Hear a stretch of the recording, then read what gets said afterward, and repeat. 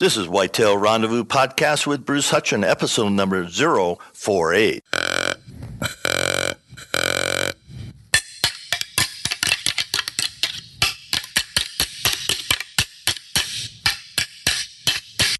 Welcome to Whitetail Rendezvous Podcast, where it is all about whitetail deer hunting tips, techniques, and the stories so you can become a more successful whitetail deer hunter. And now your host, Bruce Hutchin. Mr. Michael Lee comes to us from Georgia, and he's the co-owner of Backwoods Life. After high school, Michael went to college and graduated from Valdosta State University with a bachelor's of science degree in computer information. This is a quote, "Yeah, a high-tech redneck at its finest," end the quotes. After graduation and getting a real job, he began pro staffing for a few companies where he met Kevin Knighton. Soon after, we formed Southern Backwoods LLC that now produces Backwoods Life that airs on Sportsman channel and Wild TV. Hey, everybody out there in Whitetail Rendezvous land.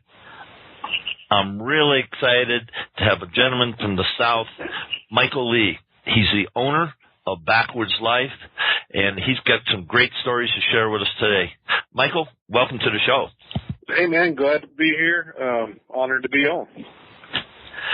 Let's just jump right into Backwoods Life and how it started, why it started, and where are you going with it? Backwoods Life. This will be our 11th season on TV, starting around July of 2015 on Sportsman channel and Wild TV up in Canada. Started, like I said, about 10, 12 years ago. Kevin Knighton, my co-host, co-owner, we met in a hunting store, actually, in Florida. Just a random sequence of events fell into place for us to cross paths. We brainstormed on this idea. We had another co-owner, co-founder, Trey Weatherington, with us back years ago, and we started what was called then Southern Backwoods Adventures, and that just got really hard for a lot of people to remember and say, and we were Southern Outdoors and Southern Backwoods Outdoors and every other combination of stuff you can remember. So we just changed the name to Backwoods Life about 4 or 5 years ago. That did a lot of good things for us, helped the brand grow. And Trey switched places. Woody Sullivan, our co-host now, he took Trey's place as a co-owner, co-host, and Trey's still involved with the show as well. But we've got a good team of folks around us. We have a lot of fun. We chase whitetail, elk, mule deer, turkeys, you name it, we get after it. Try to have a lot of fun and just kind of show what we do. And little Southern Georgia rednecks get out of the woodwork every once in a while and go have fun. That sounds great. Now, if you had to encapsulate the main theme of your show, what would that be? I think the Backwoods Life show in itself really goes into detail with each episode about a place, about a person, about an outfitter, to kind of show how that place relates to a backwoods life or that person relates to a backwoods lifestyle. And that's a broad term. I mean, backwoods life is all across the board with what anybody can interpret that. But for us, it's kind of getting out there away from the real world, if you will, and enjoying the outdoors in the purest form as possible and just having a good time. Whether you're hunting or you're just out there driving through the mud or walking through a creek bottom, just enjoying the backwoods as they are. And that's kind of what our show is about. You'll see a lot of different scenarios in there from, our crew members that help us make the show possible, ourselves, and things in our lives, and then the people we hunt with and the locations we go to. You'll see more about those kind of things. And it's not really all about the kill. It's about the hunt and about having fun and showing who we are, what we do. Let's just stay right there and talk about the hunting tradition, because you just talked about the hunting tradition. Yes, we all like to put the buck on the ground, turkey on the ground, no question about it. But it's more than that, isn't it? Absolutely. I think when I think back to when I first started hunting, I was, I don't know, 8 or 9 years old or whatever, as far as like deer hunts go with my dad. And I mean, I sit back and I remember those days, and if we saw a deer, that was just added bonus. And good Lord knows if we killed one, it was a great day. But just remembering those times of us sitting in the stand together and that tradition being passed on, and you just get that appreciation for the little things in the outdoors as far as the animals you see, deer you see, turkey you see, whatever, just knowing that you're somewhere that, and a lot of guys and gals out there that you can relate to what I'm about to say, you feel like you're a part of something greater than what you are. And that's to me is what it's all about. Just having that feeling of I am right where I'm supposed to be right now. And that's just hard for some people to understand, but those that kind of get what I'm saying, you know what I'm talking about.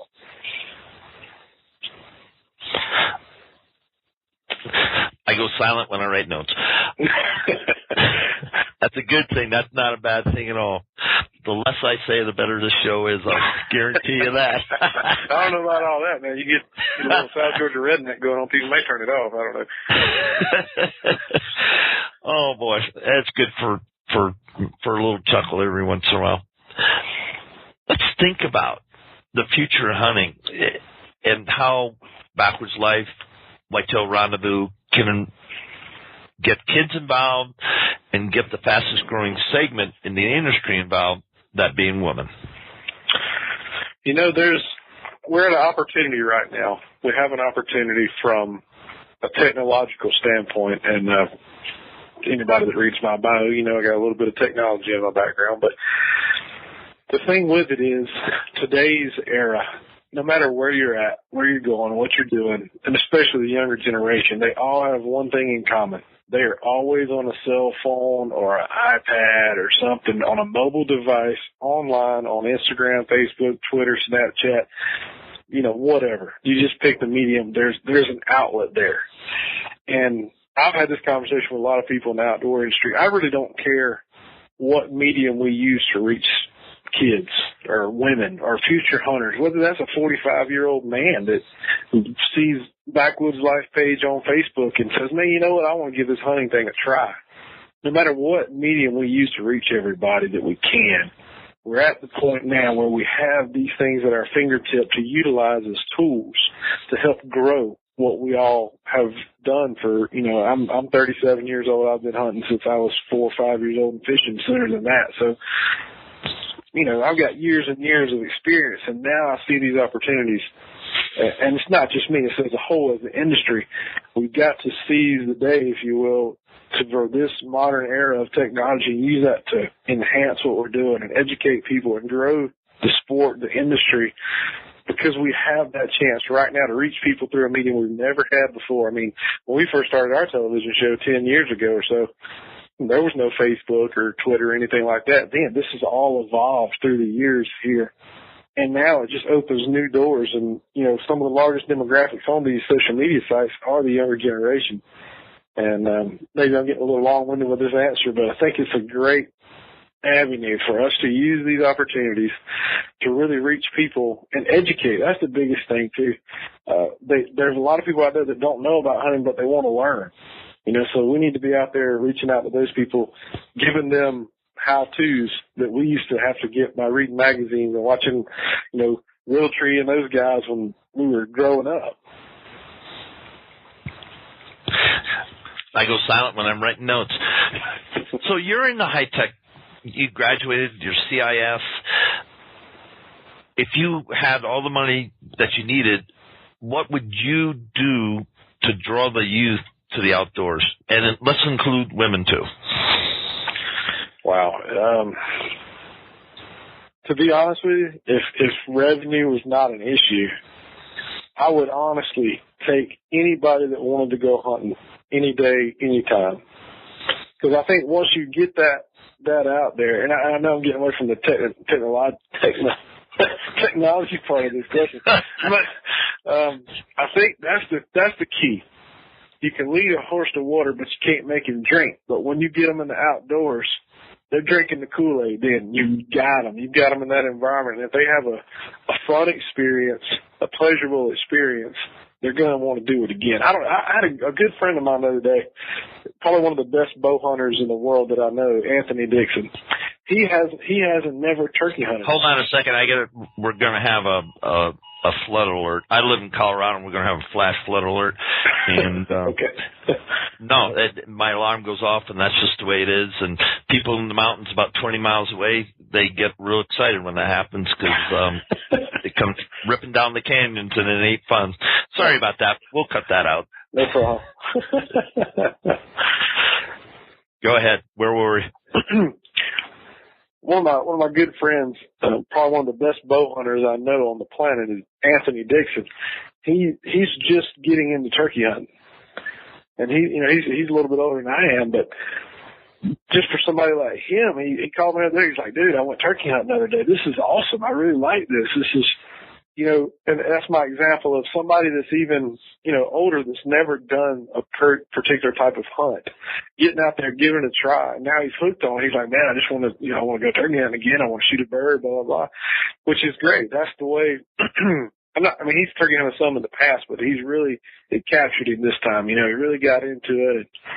I think that's the same way. If we can get somebody out there that's never done it and ease them into the water, I think they'll really like it. And even if they don't, at least they'll have an appreciation for it, or they won't be against it.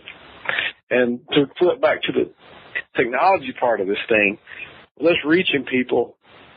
I think if money's not an object, having all the resources available for somebody that, say, right now we're winding up turkey season here in Georgia, so if they can go online and they can learn how to turkey hunt, they can learn these techniques, they can learn things. Just have huge resources available, and they're out there. But to really push that message is key. I think to get out there and educate people on what we do already, what they can do, and how they can be successful. Because when you go out in the outdoors and you're successful, it's just like, playing a sport and you make a good golf shot or you hit a home run.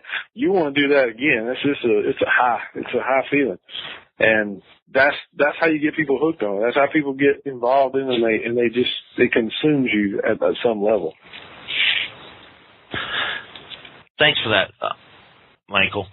Let's talk about deer hunting. Let's just switch it up and talk about whitetails. Mm-hmm. Let's talk about lessons learned over the last couple of years that you're going to implement this year. Lessons learned, holy cow. Patience, and more patience. That's the best thing about whitetail hunting. The longer you can stand to be out there and tough out, to sit, the more successful you're going to be. I think myself, especially later in the season, early season is tough to sit down here because it's so warm. The weather's really hot. Mornings can be muggy, and it can be kind of miserable. So when you first get that cool weather to come in, or you're traveling somewhere that the weather's better, you just have a lot more higher level of confidence, and you're able to get excited with the rut coming and those things like that. But I think a lot of people miss out on late season success because they may get burnt out. Really think the rut's kind of over and they're not going to kill that big buck. And to me, the post rut or the downhill side of the rut is the best time to hunt. That's when those big bucks, they're not locked down with those anymore. They're ready to, for round two. And I think that's where a lot of people, they've been going so hard and they don't have the patience to make it through, some of the best times where the weather gets colder and conditions get tougher. But, that's a big thing to me is that, like here in Georgia, our peak of our rut's about mid-November. So from Thanksgiving to Christmas is usually really a good time to get those bigger bucks on their feet and moving around. Let's talk about your postseason strategy. Just walk us through it. I'm a big fan of food sources for late season. We do a lot of food plots on our farms down here. We plant a lot of Antler King products, and they do real well down here. We may have dry conditions, wet conditions, whatever. So it's all over the board. But having that late season food source, I think that's the key to it. I've always been a big advocate. If you hunt the does, you'll kill the buck. So that's what I've always tried to do. I try to concentrate on areas that I know a lot of does are coming into, especially at the end, towards the end of the rut when you get the last few does that are outbred yet, or even that secondary rut that kicks in, 20, 30 days later or so, and you get those big boys once they get on their feet. Once kind of the lull, if you will, if you believe in the October lull, once that lull kind of is over, those guys, they're on their feet for the next couple of months. So you just got to be out there, be patient. I think food sources are a really huge thing, especially if you got a food source that's close to a bedding area or a travel route from a food source to a bedding area. I mean, that's kind of I guess I'm being a little stereotypical with those things, but that truth of the matter, they've worked for years and they're going to continue to work as long as we've got deer. Yes, they will. How about your setups? Talk about your setups. Ground blind, tree stands, climbers. How do you guys set up? Well, yes. we have a little bit we have a little bit of everything, and it's all conditional. I mean, you know, we were just out in Kansas a couple of weeks ago, or I say a couple of weeks, last week, doing a little turkey hunt.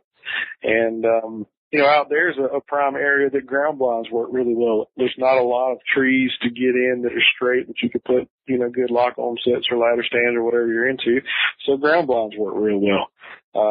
Here in Georgia, we have a lot of good straight trees. We have a lot of pine trees.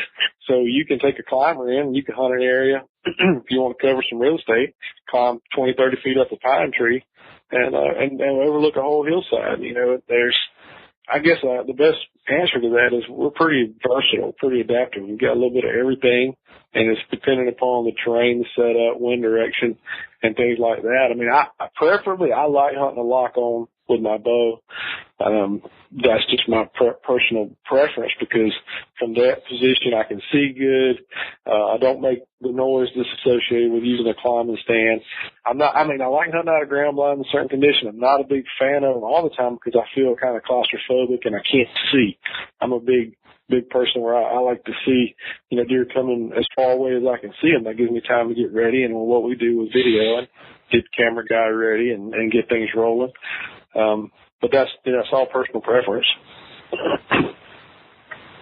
You mentioned two things, and I hope the listeners heard it. Be versatile and be adaptive. Mm-hmm.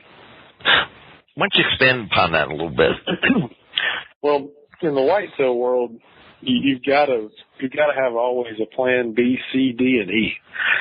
You can say, okay, this is plan A is I'm going to go sit on this food plot. The deer are going to walk out over here, blah, blah, blah. But, you know, what if that doesn't work? You know, what if you've got, most people are the weekend warriors. They've got maybe a Friday afternoon, Saturday, in some states, you know, you can hunt Sundays.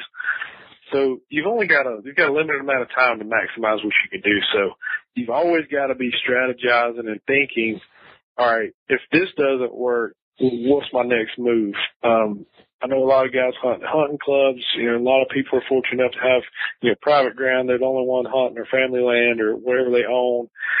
But deer are a moving target. That deer in September is not going to do the same thing in November.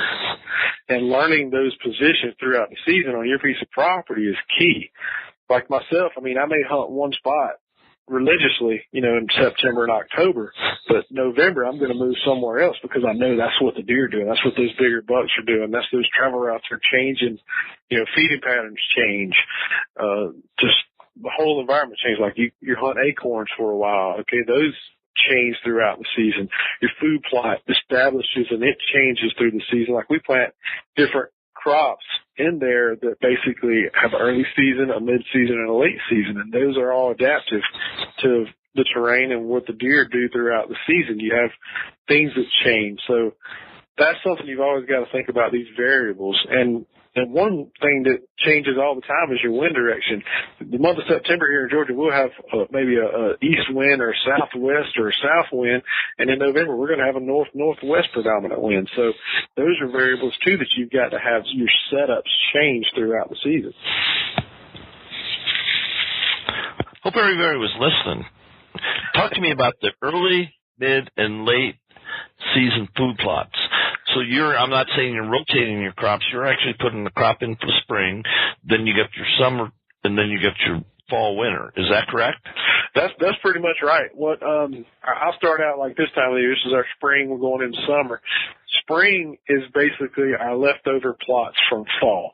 So you're going to have your clover, maybe some of your winter wheat or rye, you know, those kind of things that carry over into turkey season and into spring. Like with Antler King, they have a trophy clover mix that we use. It's a phenomenal thing for deer and turkeys because it's going to give that late season. It can handle the cold, handle a lot of grazing on there, and plus it's annual, so you can get 3 or 4 years out of the same plot.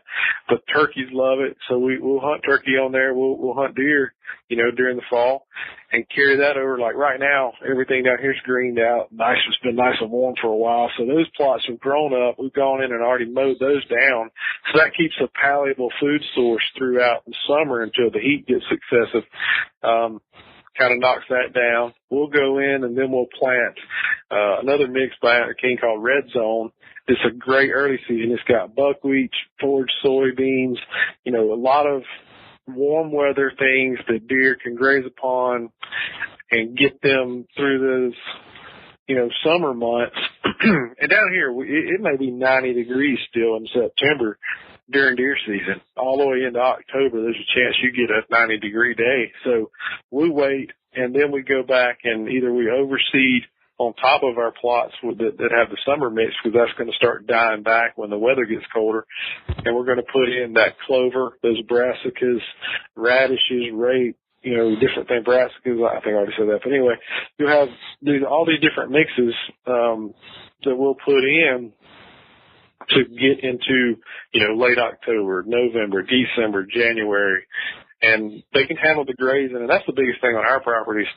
We'll plant early season, and by the time it's ready to put that next round in for the late, mid-season, late season, and spring, the deer have already grazed it down pretty good. I mean, I've got some pictures that we do a lot with Antler King, of course. I've already plugged them a lot, but they do make a great bunch of mixtures and stuff, and I'll send them, seasonal photos throughout each month, and they see what the grazing it can handle and stuff like that. I have a plot that, in October, it's going to be the prettiest, luscious, greenest plot that you can see. And then by January, man, it's like carpet out there because the deer just grazed it down, but it helps them get through those winter months. So when the, spring weather starts kicking back in and, taking on into turkey season and stuff like that. So, that's kind of our cycle, if you will, of our food plots. It's amazing when you talk to people in the industry, pretty knowledgeable about the industry, the information they share that we all can learn from. So listeners, you might be somebody who just goes up to the cabin on the weekend and you hunt 9 days a year, or you might be a person that is whitetail hunting year-round. And there's more and more people that are hunting whitetails year-round. No, they don't have a gun. They might have a camera or certainly on a bow, but they are out there. And they're improving their land, growing a balanced herd. And talk to me, Michael, about do you have any on your land age class restrictions? Well, we really on our properties, we've got a couple thousand acres here in Georgia that we basically try to shoot mature deer. I mean, it's a hard call for the average person. I mean, I've made mistakes, don't get me wrong, and I'll probably make more. But we try to wait, and down here I'd say we try to let them get at least 4 years old if we can. And it's a judgment call, and there's a lot of things that happen pretty quick, especially during the rush. You get bucks coming and going and have to make that call. But that's what we try to do. That's what we aim to do. But at the end of the day, anybody that we take hunting that, if they shoot a deer they're proud of, they're going to put it on their wall, I'm happy for them. Whether that's a 6-point or a 36-point, that's fine with us. I mean, we don't try to be overbearing with the management standpoint. I mean, yes, everybody likes to shoot big deer, and you can't shoot big deer if you shoot the little deer, when they're a year and a half, 2.5 years old. But, man, if that cranks your tractor, go for it. I mean, who am I to tell you not to shoot the biggest deer you've seen because he's not old enough, So that's our philosophy. That's our mentality. Because I don't want to be the guy that says, you're the worst hunter ever if you're not shooting 5-year-old deer. I mean, I'm not going to do that to anybody. Do we have a right to do that? Absolutely not. Not in my opinion. I mean, not in my opinion either. You know, I've been around a lot of guys, and I'm not trying to chastise or criticize anybody. I mean, if that's what you want to do, I mean, and it's your dirt, man, go for it. I mean, I'm supportive of it. I mean, if you invite me to hunt and you say you don't shoot a deer unless he's 5 years old, I'll honor your wishes, I promise.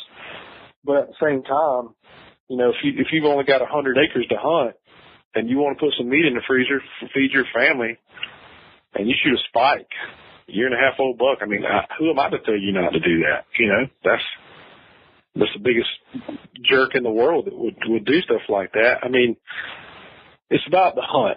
It's not the size of the trophy, it's the size of the hunt. That's what I always say, and that's what I believe. So, I like that, the size of the hunt. Yep, exactly. Because I promise you, I've made as many memories not killing stuff as I have killing stuff. So, you know, that's okay. Let's just talk about one of those not so funny moments that turns funny later, but you're out there and XYZ happens and you're laughing now because you just thought of one. Lay it out there for us. All right, and I've got video evidence of how I reacted to this. And, you know, it was a bad day for me in the woods. But at the end of the day, I'll explain it as I go. So anyway, I'm in Pike County, Illinois, and everybody's heard of Pike County, Illinois that's ever heard of a white-tailed deer just about. I mean, they're giant deer have been up there. People kill big deer every year, you know, 200 inches, spooners, blah, blah, blah. So I'm up there hunting with a good buddy of mine, outfitter, that's now in Kansas, Mark Knight at Midwest Whitetail Adventures. And Mark put me on this piece of property, and he told me, said, hey, man, you know, this isn't a big piece of property. I may not even have it next year. Shoot whatever you want to. Shoot something that's going to look good on video for you, blah, blah, blah. And I'm like, okay, man, they got a 140 minimum. So, I mean, I'm trying to do the 140 minimum thing. That's my goal.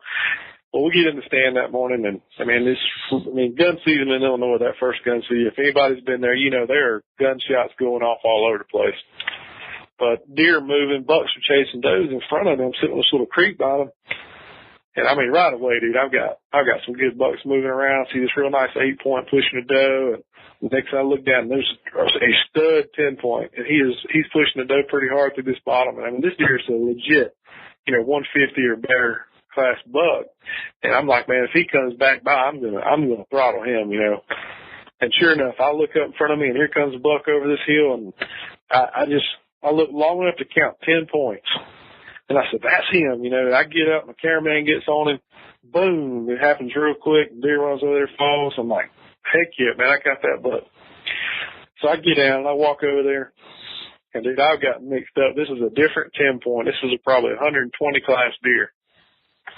And I'm just about to throw up because I said, I know this was not the deer that I saw 5 minutes ago. So I walk over there. I'm pretty disgusted. And at the end of the day, I felt bad. I mean, I'm appreciative of the deer. You know, I took the meat home with me. I've got his rack, you know, right here in my office. At the end of the day, 120 class deer, there's people that hunt their whole life and not kill 120 class deer. And here I am upset because it wasn't the bigger one. So, you know, my bad. I mean, yeah, I didn't mean to shoot that deer. That's not the one I thought it was.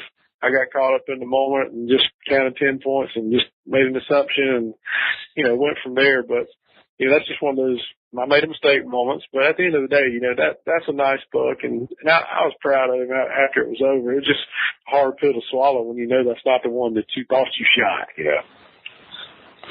Listeners, Michael Lee just shared something extremely important. Yeah, sometimes we mess up. Yeah, you might be disappointed for a second or two, but we have a tradition in this country that's called hunting. And we get the right, millions of us, upwards to 18 million of us, have the right each fall to go out and chase whitetails. And it's an honor and it's a privilege to do that.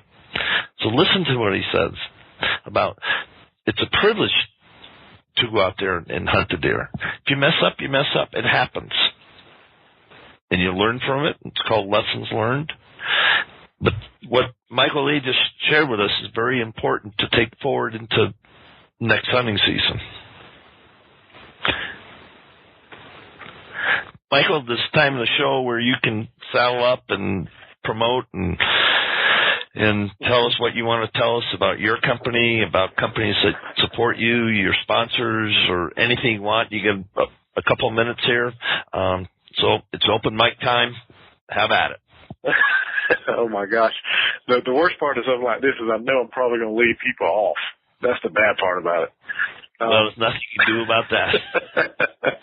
Well, and for not trying to sound like NASCAR, but people just need to understand that I know the guys that watch and gals that watch outdoor television, you get frustrated with advertising and commercials and stuff like that, but it's a necessary thing. We have to do that or we don't get to show you anything at all. Nobody gets to show you any hunts. So you could be sitting at home watching gardening or something instead and not have the option to watch outdoor TV. So I look at that too. That's a privilege for some of us to be able to bring it to you, and we're very honored to do that. And I don't know. I get a lot of questions about my setups a lot of time and what I hunt with, and as far as optics go, Hawk Optics, they're been a great partner of ours for several years. They're awesome optics for the money. You can't beat them. Check those guys out. As far as food plots, I really probably need to answer that when y'all know Antler King already. Now, when it comes to the archery setup, we shoot G5 prime bows. Their new line. They do great. We've been real happy with them. We shoot Hungamunga broadheads. I know a lot of people say, who or what? It's called Hungamunga. It's an expandable broadhead. Those things fly like darts. They're probably the best flying broadhead that I've ever shot. So we're proud to work with those guys. We shoot quality archery design air rifts. We wear real tree camouflage by Walls 10X. We use hunter safety system every time we climb a tree. We lock on, use that. Covert scouting cameras, spot hog sights on our bow. We use lethal scent elimination. We shoot true lock chokes. We just finished up a great turkey season. We killed 28 gobblers on film this spring so far. Those perform real well for us. And we use another product a lot of you probably hadn't heard about. It's called See Easy reflective product, and those are great for putting on your arrows, putting on your tree stand, marking your trails into your tree stands. They reflect, through your flashlight and stuff like that. So those work real well. I'm going to stop now. I don't like plugging shamelessly stuff like that. I like to work it in during different tips and stuff. So. Well, one more. Since it's spring's here and summer's here, everybody's going to be cutting their grass up. Check out Big Dog Mowers. They they're a new partner of ours. We just got back from Kansas touring their plant, and all those are made in the USA. So y'all support a great American company there. Anything about the crew for Backwoods Life? You want to give a shout out to any of the crew, your wives, kids, parents? No, we got a great crew, man. We do have a great crew. My co-hosts, Woody Sullivan and Kevin Knighton, we've been together for years now. Like I talked about earlier, our co-founder, Trey Weatherington, he's a good friend of mine, and he hunts with us. The list goes on, Justin Moore, Jeremy Johnson, Davey Ferraro, Ryan and Kathy Whitaker, my dad, Mike Lee, he hunts with us, Fred Branch, Mike Grunman, he's an outfitter up in Canada. Y'all check out Saskadrenaline Outfitters. They're awesome with moose, bear, whitetail, elk. He's got them all. I know I'm probably leaving somebody off, so I apologize. But Scott Cooper, buddy of mine down in Alabama, he hunts with us a lot. Man, we just got a solid team. We just got a good core group of folks that we enjoy hanging out together and being together and have fun, Michael Lee of Backwoods Life. It's been a privilege. It's been a privilege to listen to you. The 30 minutes went real fast. Actually, we're by that. But on behalf of the Whitetail Rendezvous community, we really thank you and honored that you shared some time with us and shared some insights with us that we can take out and implement. So on behalf of the crew, thank you. Thank you guys for having me on here. Hope I didn't ramble on about too much stuff on tangents, but hopefully somebody heard something in there that'll help them out. And just remember, no matter what, go out, enjoy the outdoors, have fun, and don't worry about what anybody else thinks. As your host at Whitetail Rendezvous, I want to thank each and every one of you for spending your time with us today. I look forward to sharing with you in the next episode more whitetail hunting tips, techniques, and stories. Until then, keep the sun at your back, the wind in your face, and always be patient. If you have any tips, comments, or suggestions, or what we can do to improve, because we're here to serve you, let us know. Thanks for listening to Whitetail Rendezvous Podcast at www.whitetailrendezvous.com.